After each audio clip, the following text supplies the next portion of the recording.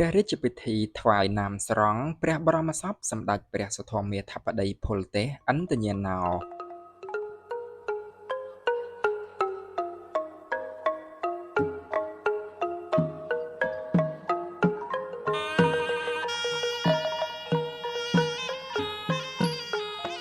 ណាមស្រង់ជាបុរាណភាសាដែលចាស់ទុំខ្មែរនិយមរាប់អានហៅសំដៅលើទឹកសក្ការៈទាំងឡាយ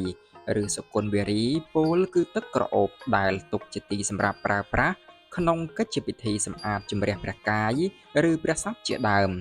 ឬម្យ៉ាងខ្មែរយើងអាចហៅជាសាមញ្ញភាសាថាទឹកចម្អះសពក៏បានតតាមលំអានបុរាណសម័យជនជាតិខ្មែរនៅពេលដែលមានមនុស្សស្លាប់មុននឹងលើកសាកសពដាក់ចូលទៅក្នុងមឈូសគេត្រូវចម្អះទឹកឲ្យសពនោះជាមុនសិនហេតុដែលនាំឲ្យមានការចម្អះសាកសពនេះក៏ព្រោះតែក្នុងផ្នត់គំនិតខ្មែរមានការយល់ឃើញថាមួយដោយស្របតាមព្រហ្មញ្ញសាសនាការចម្អះទឹកឲ្យសពប្រៀបបានទៅនឹងការលាងជម្រះនៅមន្ទិលសង្ស័យឲ្យសព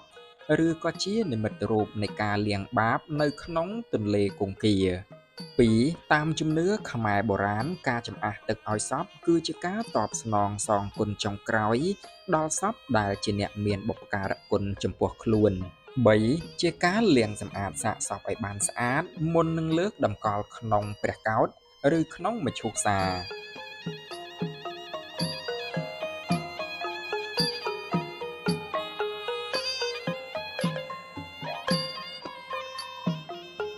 រីឯព្រះរាជបិវេណីរបស់ក្សត្រនិងព្រះសង្ឃទំនៀមការថ្វាយណាមស្រង់ឬព្រះសុគន្ធវេរីចំពោះព្រះបរមសពឬព្រះសពគឺមានអត្ថន័យដូចគ្នាតួយ៉ាងក្នុងឆ្នាំ1966កាលដែលសម្ដេចព្រះសុធម្មមាធិបតីពលទេសឥន្ទញ្ញាណោសម្ដេចព្រះសង្ឃរាជថ្នាក់ទី2នៃគណៈធម្មយុត្តិកនិកាយព្រះអង្គសោយព្រះទិវង្គតទៅព្រះបរមសពត្រូវបានរៀបចំថ្វាយណាមស្រង់តាមព្រះកិច្ចទំនៀមមុននឹងលើកតម្កល់ក្នុងព្រះកោដ្ឋដែលកិច្ចពិធីនេះមានរៀបរាប់ដូចតទៅ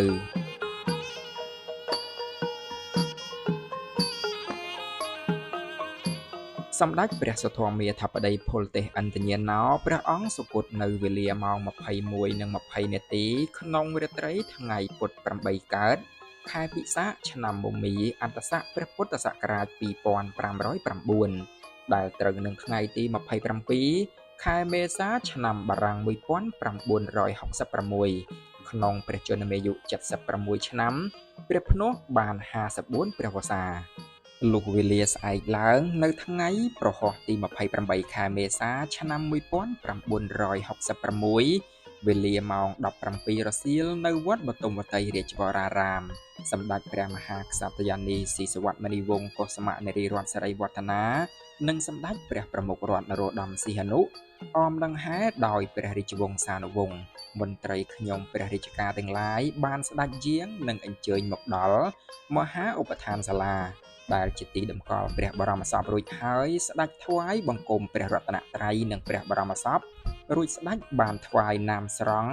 ប្រោះព្រំព្រះបរមសពជាកិច្ចសូមខមាលទោសនិងថ្វាយព្រះរាជកុសលតាមទំនៀមបុរាណរាជប្រពៃណីដោយមានលោកអ្នកអង្គការមហាមន្ត្រីទីកឹមសួរជាអ្នកយកទឹកសុគន្ធវេរីថ្វាយក្រោយពេលដែលណាមស្រង់ស្រក់លើដល់ព្រះបរមសពកាលណាហើយក្រុមបាគូទាំងឡាយចាប់ផ្ដើមផ្លុំសាំងរីឯក្រុមភ្លេងព្រះរាជទ្រព្យប្រគំភ្លេងលាន់រំពងញ៉ាំងឲ្យកើតជាការរំជួលនិងសង្វេគព្រះតីជាគុណពេកកន្លង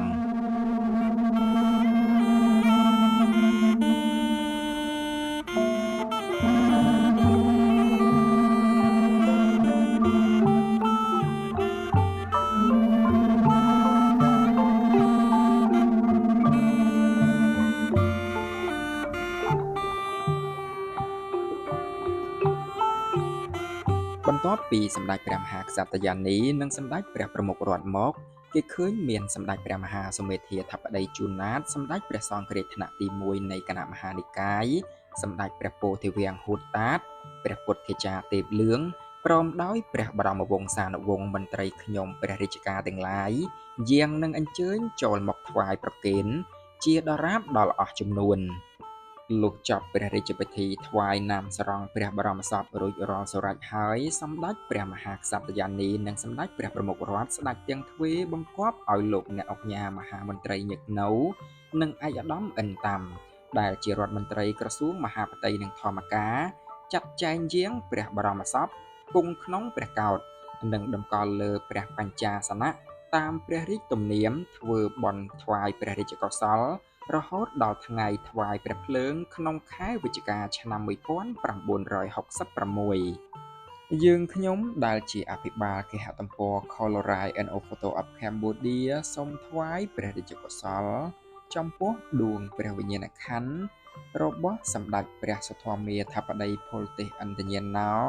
សូមព្រះអង្គបានយាងនឹងនិមន្តទៅកើតនៅទីឋានដ៏សមសុខកុំបីឃ្លៀងឃ្លាតឡើយ